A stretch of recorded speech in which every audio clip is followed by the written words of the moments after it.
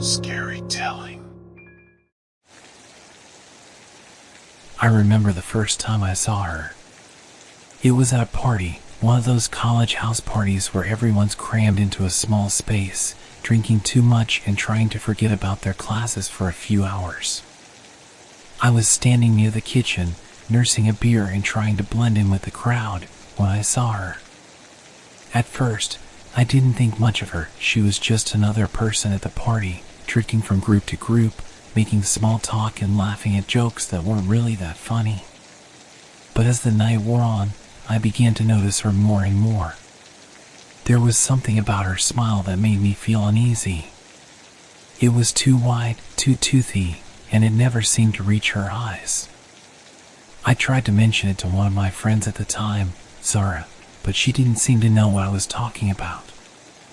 I distinctly remember her looking at me like I'd lost my mind at the mere mention of a girl with a wide smile. I never asked again after that, but the uneasy feeling never left me that night. As I left the party and walked home, I couldn't shake the feeling that I was being watched. I kept turning around, expecting to see the girl with the wide smile following me, but there was never anyone there. When I finally got back to my dorm, I collapsed onto my bed and tried to forget about the party and the strange girl with the unsettling smile. But I couldn't forget. The feeling of being watched never left me. It followed me everywhere I went, and soon enough, I began to see her again. She was always lurking in the shadows, watching me with that same twisted smile. What did she want from me? I remember asking myself. My nights were restless, and my dreams were plagued by her haunting, sinister face lined with that same gaping smile. I tried to ignore her, pretend she wasn't there, but the more I tried, the closer she seemed to get. And every time that I saw her, her smile seemed to grow wider and wider until it seemed like her face might split in two. I couldn't take it anymore. I confided in Zara again, hoping that maybe she would understand this time. But she just rolled her eyes and told me to stop being paranoid. "You're just seeing things," she said, before turning back to her laptop and ignoring me. But I knew that it wasn't just my imagination. The girl with the wide smile was real, and she was after me. I didn't know what to do, so I tried to stay away from crowds and public places. I stopped going to parties and hung out in my room instead, hoping that the girl with the wide smile wouldn't be able to find me. But even in my room, I could feel her presence. She was always lurking just outside my door, waiting for me to come out. Her smile seemed to taunt me, and I knew that I was never going to be able to escape her. The girl with the wide smile had become an obsession, and I didn't know how to break free from her grasp. Days turned into weeks, and weeks turned into months, but the girl with the wide smile never seemed to go away. I was always on edge, constantly looking over my shoulder, wondering if she was lurking just around the corner. My friends and family grew increasingly worried about me. They noticed that I was becoming more and more paranoid and withdrawn, and they didn't know how to help. I tried to explain to them about the girl with the wide smile, but they just looked at me like I was crazy. The nightmares started soon after.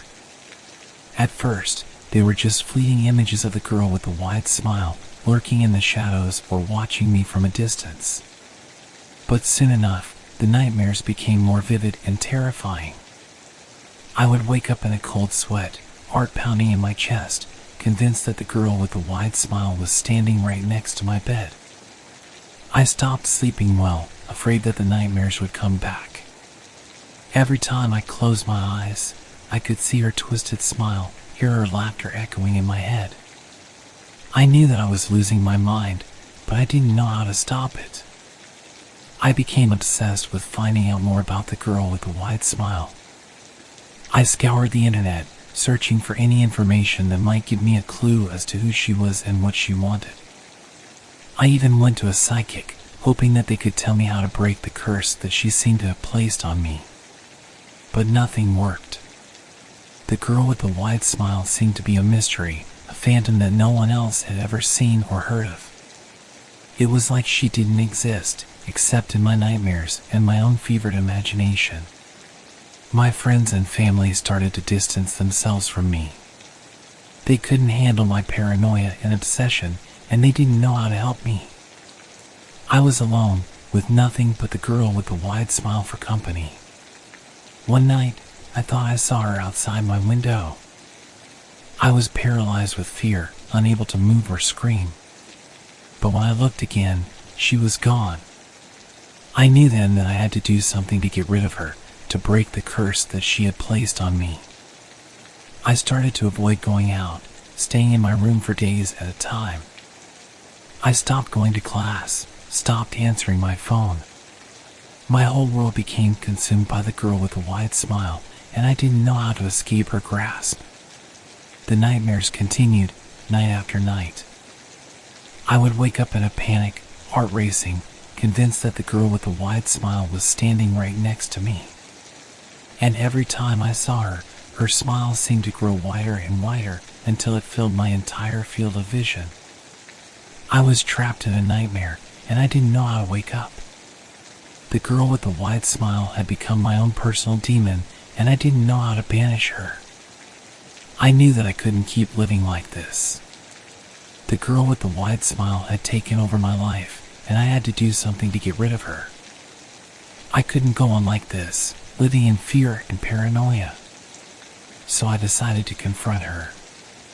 It was a bold move, and one that I wasn't sure I was ready for. But I knew that I had to face my fears head on, or else I would never be free of her. I spent weeks planning my confrontation. I scouted out the places where I had seen her before, hoping to catch a glimpse of her again. I even went back to the house where I had first seen her, hoping that someone there would be able to tell me more about her. But it was all for nothing.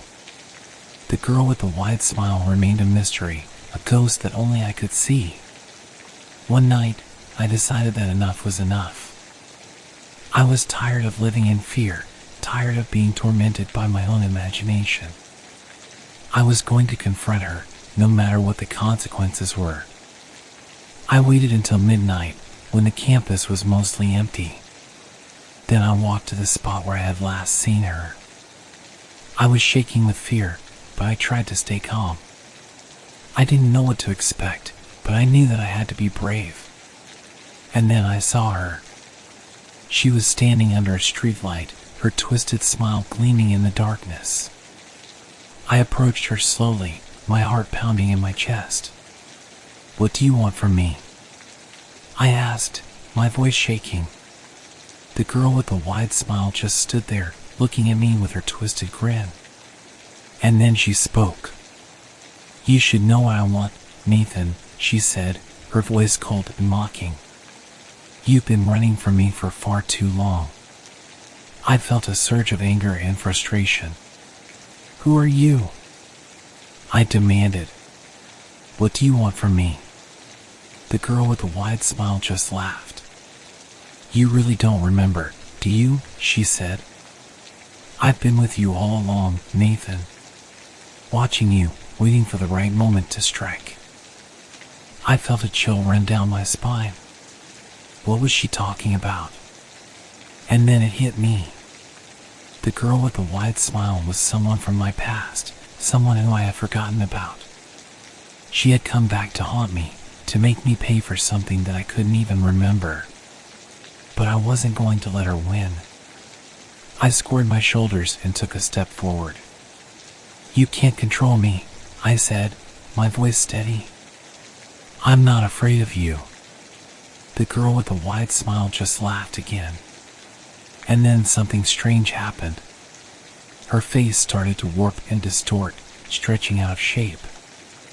Her eyes bulged, almost popping out of their sockets like swollen balloons.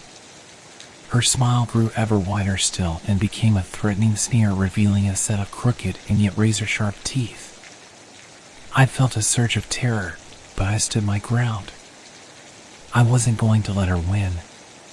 And then she lunged at me. I stumbled backwards, trying to get away from her. But she was too fast. She knocked me to the ground, her twisted grin looming over me.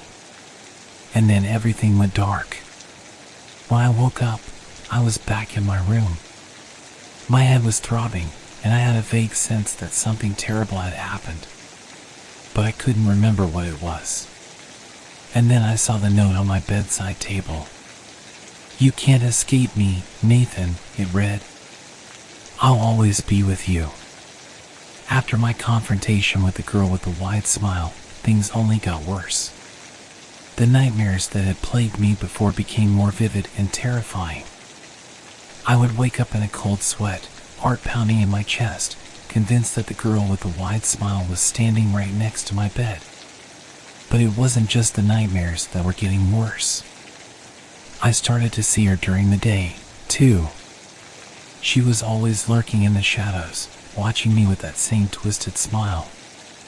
Her presence was suffocating, and I didn't know how to escape it. I tried to tell my friends and family what was going on, but they didn't believe me.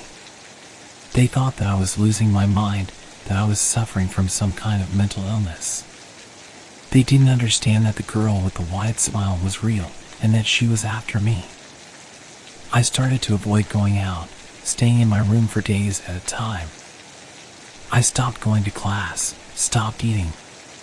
My whole world became consumed by the girl with the wide smile, and I didn't know how to break free from her grasp. And then the night terror started. Every night, I would wake up screaming, my body covered in sweat. I could feel the girl with the wide smile's cold, twisted breath on my neck, her razor-sharp teeth grazing my skin. I knew that I was going to die, that she was going to kill me. I tried everything to get rid of her. I went to a priest, hoping that he could perform an exorcism. I went to a doctor, hoping that he could give me something to make the nightmares go away. But nothing worked. I was trapped in a nightmare, and I didn't know how to wake up. One night, I saw her again. She was standing at the foot of my bed, her twisted smile looming over me. I tried to scream, but no sound came out. She climbed onto my bed and leaned in close, her breath hot against my cheek. "Don't be scared, Nathan," she whispered. Her grotesque smile stretched from ear to ear, tearing at the sides like wet paper. Blood dripped onto my face, leaking into my eyes and mouth. "I just want to show you something," she said. Her blood-stained lips trembled as she uttered those terrifying words. She looked giddy, like an excited child about to unwrap a Christmas present. And then she opened her mouth, wider than any human should be able to. And a swarm of spiders poured out, crawling all over my skin, into my mouth and nose. I woke up gasping for air, convinced that it was just a nightmare. But when I looked in the mirror, I saw that there was a web of spider bites all over my face, and the corners of my own mouth had been pulled up into a twisted, toothy grin. The girl with the wide smile had finally gotten to me. I knew that I couldn't keep living like this. The girl with the wide smile had taken over my life, and I was on the brink of madness. I knew that I had to do something to break the curse that she had placed on me, or else I would be lost forever. I started to research ways to break a curse. I read every book and article that I could find, hoping to find some kind of solution to my problem. And then I found it. The only way to break a curse was to confront the person who had placed it on you. You had to face them head on and force them to lift the curse. It was a risky move, but I had no other choice. I had to confront the girl with the wide smile and force her to release me from her grip. I spent days planning my confrontation. I knew that she wouldn't make it easy for me, so I had to be prepared. I gathered all of the information that I could find about her, hoping to gain some kind of advantage. And then the day came. I went to the spot where I had last seen her and waited. And then she appeared, her twisted smile gleaming in the darkness. "What do you want?" she asked, her voice cold and mocking. "I want you to release me from your curse," I said, my voice steady. The girl with the wide smile just laughed. "You think it's that easy?" she said. I've got you right where I want you, Nathan. You'll never escape me. But I wasn't going to back down. I had come too far to give up now. You have no power over me, I said. I won't let you control me anymore. And then something strange happened. The girl with the wide smile's face started to shift and distort like it was made of melting wax. Her smile disappeared, replaced by a look of confusion and fear. And then she vanished, like she had never been there at all. I knew then that the curse had been broken. The girl with the wide smile had been defeated, and I was free. The nightmare stopped, and the girl with the wide smile never appeared again. My life slowly started to return to normal, and I was able to move on from the nightmare that had consumed me for so long. But I never forgot about the girl with the wide smile. She had been a part of my life for so long, and I couldn't just forget about her. I started to research more about curses and the paranormal, hoping to gain a better understanding of what had happened to me. And I learned that sometimes, the things that we fear the most are the things that we create ourselves. The girl with the wide smile had been a manifestation of my own fears and anxieties, a reflection of the darkness that lived inside of me. I had defeated her, but I knew that I would always carry a piece of her with me. The girl with the wide smile had changed me forever, and I would never be the same again.